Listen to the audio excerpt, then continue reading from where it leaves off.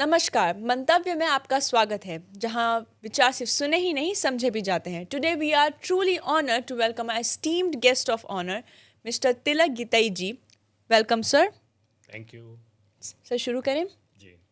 Sir मेरा पहला सवाल आपसे ये है, जी। आप बीकानेर के रॉयल कोर्ट फैमिली के सेकेंड जनरेशन से बिलोंग करते हैं। जी। क्या आपको लगता है आज के मॉडर्न एरा में क्या वो रॉयल लेगेसी मेंटेन करना मुश्किल है?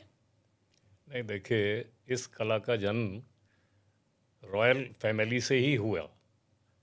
उन लोगों ने पैट्रोनेस किया, तभी ये लघु चित्रण जिसे मिनिएचर पेंटिंग बोलते हैं इसका जन्म हुआ। और उन्होंने इतना पैट्रोनेस किया कि ये क्लासिकल आर्ट है, it's not a folk painting. इसमें महारत चाहिए आपको काम करने के लिए, बहुत बारीकी, बहुत परिश्रम। और सारा जो मटेरियल है वो अपनी सूझबूझ से बना करता था, हाथ से।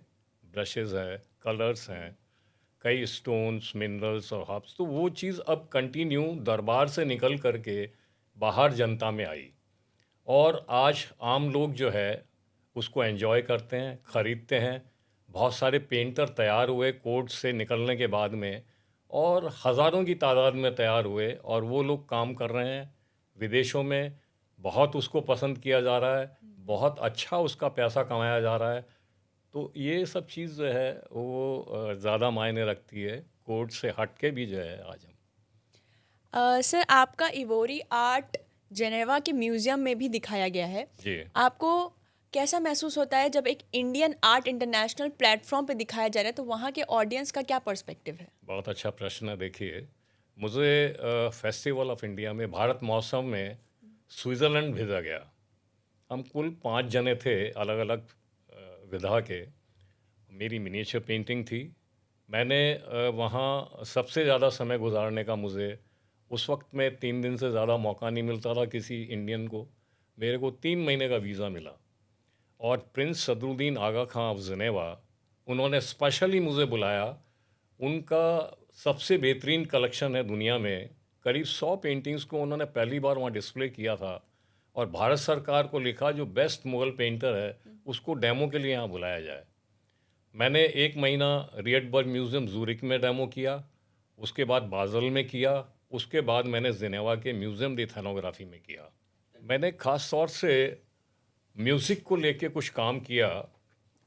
एक अमेरिकन प्रोफेसर जो वहाँ आर्ट हिस्ट्री पढ़ाते थे, इबलिंग, उनको वहाँ एक अमेरिकन स्कॉलरशिप मिली जो कि बहुत रेयर होती है, बड़ी मुश्किल से किसी को मिलती है। वो करीब 9 महीने 1 साल की उनको स्कॉलरशिप मिली। वो भारत में आए और उन्होंने तमाम म्यूज़ियम्स में जाकर के पुरानी रागमाला पेंटिंग्स पे काम किया।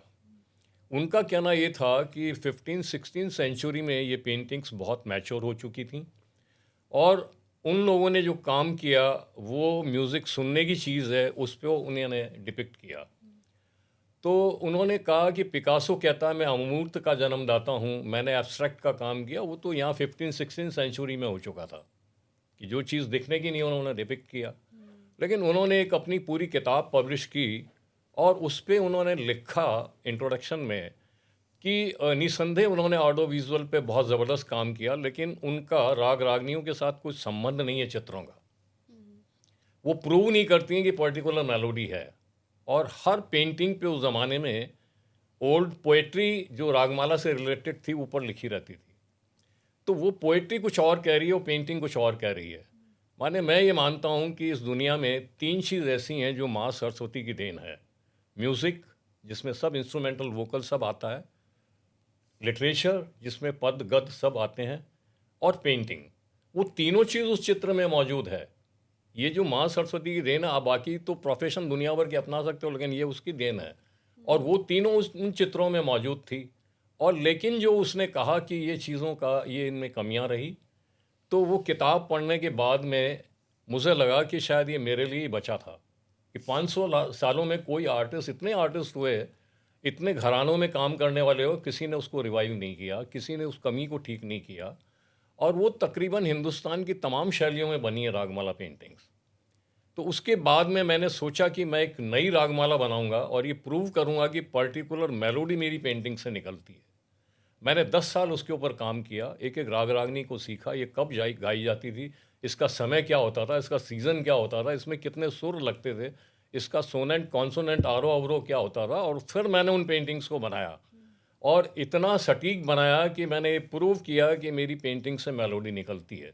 मेरी किताब पब्लिश हुई, रागमाला द मिसिंग लिंक। तो उसी की सिलसिले में मैं कहता हूँ जो जिनेवा वाली बात है, वो मेरी 6 पेंटिंग्स मेल रागा है। और ये कंसेप्ट होता था कि जो 24 घंटे हैं उसको उस वक्त भरत मुनि, नारद, हनुमंत और ये बड़े बड़े मतंग ऋषि हुए, उन्होंने इसको खोजा कि 24 घंटों को उन्होंने डिवाइड किया 6 भाग में, और हर जो 6 भाग है वो कहलाता था मेल राग, और हर एक 5-5 बीवियाँ होती थी फीमेल रागनीज। इस तरह ये 36 का पूरा एक कंसेप्ट होता था। तो ये शिवा की नगरी में बैठा हूँ, उनके 5 हेड जो शिवा हैं, 5 मस्तक जो हैं, वहाँ से 5 मेल राग निकले, और छठी जो मेल राग निकली वो माँ पार्वती के हेड से निकली है। वो पूरा एक कंसेप्ट के साथ में मैंने उस पर काम किया, और पूरे कलर्स को और म्यूज़िक को मैंने एक ज़बान दी है जो उससे पहले कभी नहीं हुई, कि सा का ये रंग है, ये सुर है, ये टाइम है, और उसी तरह से मैंने उसको बना करके। और जब मेरी किताब रागमाला द मिसिंग लिंक निकली तो मैंने उस प्रोफेसर को लिखा कि मैंने वो काम किया है जो 15वीं शताब्दी से 18वीं शताब्दी तक नहीं हुआ।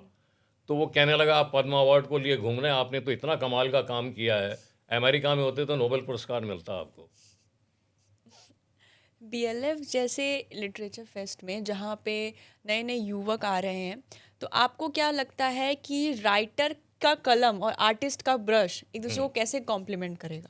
सब देखिए, मैं जो जिस तरह का क्लासिक आर्ट करता हूँ वो सारा का सारा बेस ही लिटरेचर पे और म्यूज़िक पे है। अगर लिटरेचर को हम देखें, मैंने गीत गोविंद पे भी काम किया है, मैंने बारह मासा पे भी काम किया है, मैंने केशव के जो है और दोहों पे भी काम किया, बिहारी के दोहों पे काम किया है। बिहारी ने पूरी अपनी सत्सई हमारे जयपुर में बैठ करके लिखी थी, और उसके एक एक दोहे पे एक एक अशर्फी उस वक़्त के महाराजा ने दी थी।